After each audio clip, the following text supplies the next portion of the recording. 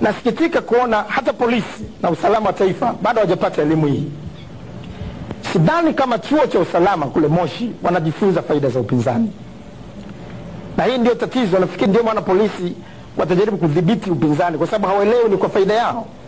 Kwa sasa hivi polisi Dar es Salaam na miji mingine utakuta wanalala katika nyumba za maboksi na nyumba za furusuti za mabati.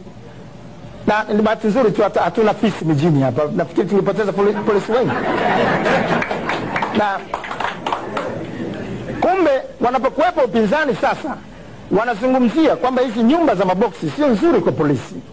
Hawa watu wanakwenda wanapata matatizo, wanakabiliana na raia, wanakutana mambo mazito sana.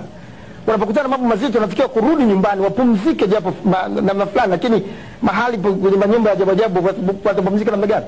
Sasa upinzani ndio kazi yake. Unaona kama hivi ninavyozungumza